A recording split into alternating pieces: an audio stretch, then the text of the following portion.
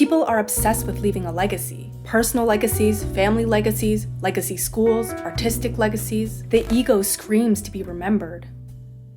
Each of us is given a limited time on Earth. We only have so many years to leave our mark so that when we die, some part of us lives on. It's not even death that scares us. It's being forgotten. And death starts this process of being forgotten. Quote, "There is something so irrefutable about our own existence that the thought of vanishing into thin air seems horrifying, if not literally unimaginable." Well, lucky us! Technology is advancing more and more to decentralize human functions, including memory, so that remembering is no longer the main task of our limited brain. Memories are stored in phones, laptops, and cloud servers, transmitting memories into data centers that never forget anything. With Ray-Ban Meta glasses, people can literally record everything from a first-person perspective. It's easy to forget that these recordings are technologically mediated when they look almost as real as in original memory. The Meta glasses are helping normalize the remembering of events without people's consent and putting them on the internet forever. Who are we when every part of us is preserved in memories that do not belong to us? This is a pretty crucial question for philosophers of identity. When people talk about identity, it's not too long before they start to lament about the could've, should've, would've's that might have changed who they are. Philosophers sometimes use the term possible worlds to refer to such possibilities. If Olivia could have been a mukbanger instead of a video essayist, then there is some possible world in which Olivia is a mukbanger. Comparatively, a square could never be round translates to there is no possible world in which a square is round. Many intuitively feel that life is an open journey. We make choices amongst different options that then commit us to forming a certain self. But that path was not set in stone. We could've, should've, would've otherwise. This implies the view that individuals exist in more than one possible world, and thus have identity across different worlds. Look, there's you, or a stage of you in world A with 2 arms, and you, or a stage of you in world B with 1 arm. A crucial part of being human, according to existentialism, is reckoning with this freedom of choice between possible worlds that exists at the tension of our facticity and transcendence. There are concrete facts about us at any given time, but we are also conscious free agents that can change those facts or reinterpret those facts. This human freedom is possible in part because of our imperfect memory. People cannot change the fact that something horrible has happened in the past, but it's possible nonetheless to heal from these horrible experiences because as time passes and life happens, we become psychologically and emotionally distanced from the past, allowing us to forget the intensity of pain and the level of detail we once remembered so vividly. Nietzsche also found memory to be particular to human freedom. Most animals live in the present, or have relatively short memories. But because humans have advanced memory, well, I don't know how advanced today's average human's memory is, but I think we're doing better than goldfish. Well, even if our brains are mush in 10 years, we still have entire institutions like museums dedicated to remembering. For Nietzsche, memory is what allows humans to ascribe moral agency to our species. We can't make people morally responsible for what they do unless they remember the choices they make. Memory is necessary for freedom. But what happens to that freedom when nothing is forgotten? The philosopher Lowry Pressly writes that in our modern technological era, there is an existential threat to having so much remembered about us. Quote, "One is said to be shackled to the past, frozen in time. Remembering is required for moral agency, but so is forgetting. In fact, forgetting can be an integral part of our moral duties to others. Shaping our own future depends on our ability to grow and change over time, but that can't happen if we are always identified with past versions of ourselves. Quote, "There is a distinctive harm that accompanies the permanence of some content about us, content that impinges upon our identity-shaping practices, that prompts a moral duty to forget."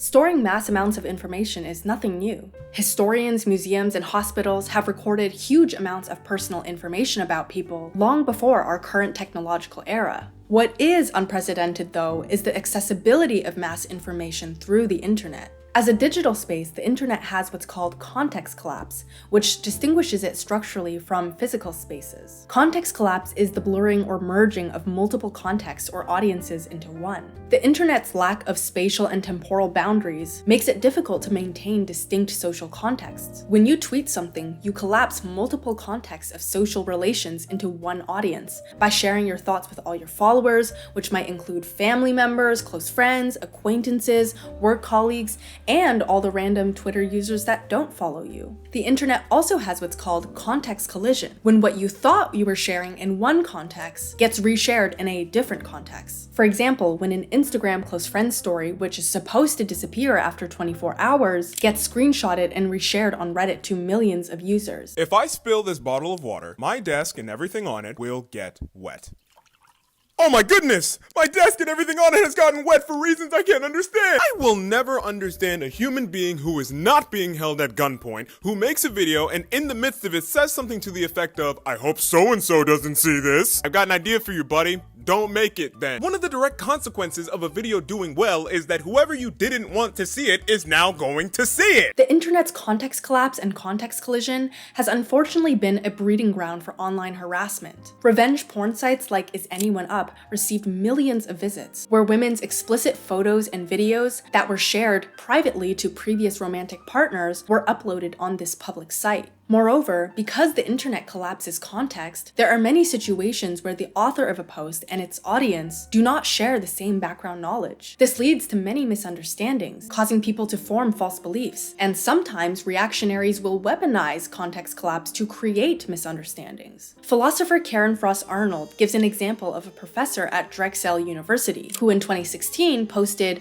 "All I want for Christmas is white genocide." After this tweet, the professor and his friends and family became victims of an organized campaign of online harassment, including death threats. The professor explained that his tweet was supposed to be satirical, mocking white supremacists who genuinely use the term white genocide to refer to interracial marriage and diversity efforts. To understand the professor's intention behind his tweet, the audience would need to share this background understanding of the white supremacist use of the term. They would also need context about the 2016 white supremacist backlash to a State Farm insurance ad showing a black man proposing to a white woman, which led many racists to use the hashtag white genocide. The boundless nature of the internet invites us to feel entitled to knowing anyone in any context. This has led to the disappearance of the stranger as a kind of person that constitutes our social world. You might think this loss is trivial. Who cares about strangers that I have no personal relationship with? But as I'm sure any public figure would tell you, there are some joys that are only possible from being a stranger amongst strangers. People watching, enjoying a smile from a passerby, losing yourself in a crowd where no one is surveilling you, no one is taking pictures that could capture your bad hair day. That's a lost pleasure. I see jokes online about the anxiety of walking down a street where you have an ex, 2 situationships, 4 talking stages, and 20 Instagram mutuals. And truly, it made me kind of sad, because when's the last time people went anywhere without being filled with the anxiety of mutual investigation? Quote, "Thanks to the mobile technology that permits anyone to connect a face to a name and a history, as well as our acquiescence to its widespread use, we lost the social form of the person who cannot be placed at a glance, the one who is unknown but not out of place. And we have come to learn all too late how much of what is valuable in human life depends on the existence of the stranger and the possibility of being a stranger oneself. For it turns out that human life is both less human and less alive without the stranger, with impoverished opportunities for flourishing and fewer resources for resisting the persistent forces of instrumentalization, surveillance, and control. Social anxiety and low self-esteem appear to be the norm amongst young people, and this is not just a psychological property of an individual's mind, but is shaped by the social conditions that normalize surveillance culture. The absolute ease with which one can whip out their phone to record someone, or look someone up on the internet, creates the conditions for surveillance. And yes, filming strangers and posting them on the internet is surveillance. You literally strip them of their social form as a stranger by making them known to millions, and showing people you too could be filmed at any moment. The norm of doing a deep dive on someone's online profile before meeting them in person is surveillance too. There is something fetishistic about how many people judge others based on their online image, taking how they present on Instagram to be a more objective reflection of their personhood than the real things they do and say. As someone with a public platform, I can attest to how jarring it is to meet people who already have preconceived notions of who I am. I remember being sent a Reddit post about me once, and in the replies saw someone who said they took a feminist philosophy course with me, sharing not so nice comments about me. It felt like I had been made completely transparent against my will. I talked to most people in that class, and no one ever said anything unkind to me in person, or mentioned that they even knew I had a YouTube channel. I was immediately filled with anxiety. How many other people were keeping track of my behavior without my awareness? The constant surveillance and verification of others is damaging to our personhood. People might feel that life is not really worth living when their life isn't up to them to decide. Personhood, in the psychological or phenomenological sense, is narratively constructed. The answer to the question, who am I, is constituted by stories we and others tell about ourselves. This involves holding on to certain stories and letting others go that no longer fit with who we are. Lowry Pressly says the distinct challenges of the digital age grant us a right to be forgotten. Quote, "When we learn something about another due to an act that violated another's privacy, unless there are countervailing concerns of greater moral weight, we are required to forget what we've learned." Forgetting plays an important role in the kind of mutual recognition that's central to us as social beings with relations to others. And even though technically you could escape major surveillance by deleting all social media, including LinkedIn, not using Google, and not being posted online by other people, that's unrealistic for many. Healthy agency requires not only knowing your life belongs to you, but also feeling that it's worth the trouble to live it. Your future has to feel open as a real possibility. Thus, even if some people never need to actually exercise the right to be forgotten, the mere fact that they have the right is good. It gives us confidence in being autonomous individuals who can grow. Pressly uses Megan's Law as a real-world example of why the right to be forgotten is important. In the US, Megan's Law requires law enforcement authorities to make information about registered sex offenders publicly available forever. But empirical evidence shows that Megan's Law does not decrease the number of reoffenders. If these people cannot form new relations that are not preconditioned by the knowledge of their crimes, then they may feel it's not worth the effort to change if they will always be known as a sex offender. It's also why we don't brand criminals with a mark anymore. There's something immoral about permanently branding someone based on a past action. In order to explore our identity, sometimes we need parts of us to be forgotten so that we can experience ourselves in new ways. And in order to let ourselves change, we also need to believe in letting others change. Quote, "The stranger reminds us who we are by making strangers out of us." Allowing people to be dynamic beings who can never fully be known gives life a sense of depth and resistance to instrumentalization, for what cannot be entirely known cannot be entirely predicted or manipulated. Now, there's a very reasonable worry about whether a right to be forgotten is realistic, given that we would have a duty to uphold that right, but forgetting doesn't seem to be something we can control. For example, it would be strange if I asked you, "Hey, what did you have for dinner yesterday?" And you were like, "Oh, I forgot." And I responded with, "Oh, so I see you don't care at all about the starving children halfway across the world." Of course, some things are too impactful to be forgotten.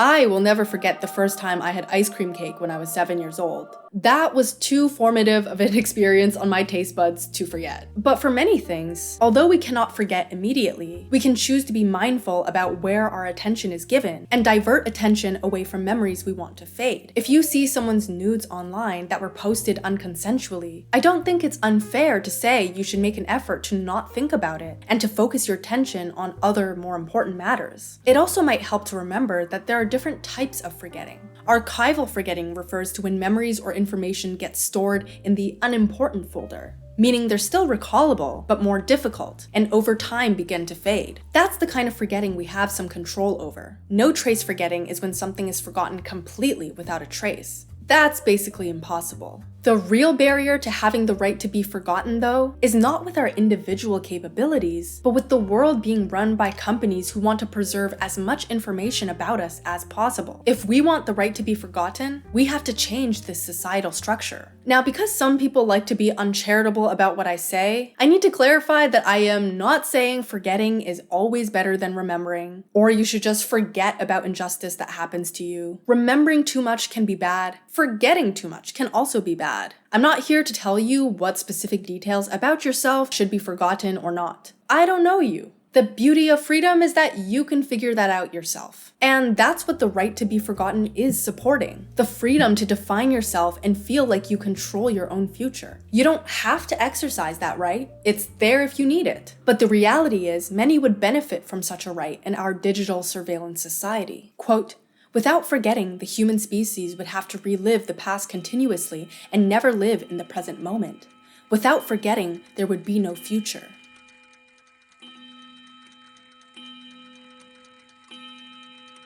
The previous section of this video focused on the effects of forgetting on individual personhood. But what about forgetting as it pertains to collectives or political goals? Political spaces often throw around philosopher George Santayana's warning that those who cannot remember the past are condemned to repeat it. So first, this is a good point for me to clarify that the right to be forgotten is important for creating conditions for an individual sense of agency. But on the political level, many are fighting to be remembered. A CBC News investigation found more than 230 cases of unsolved murders or disappearances of Indigenous women and girls. So I hope people do not universalize what I've been saying to all aspects of life and society. Secondly, there is a balance to be struck between individual agency and public interest. Sometimes there seems to be a conflict between an individual's interest in being forgotten and the public's interest in access to that information. For example, I think it's going to be very rare to find someone who thinks Jeffrey Epstein's interest in having his list forgotten can outweigh our public interest in having access to that list. To navigate the balance, I think generally as political subjects, we don't have a right to know personal details of strangers or acquaintances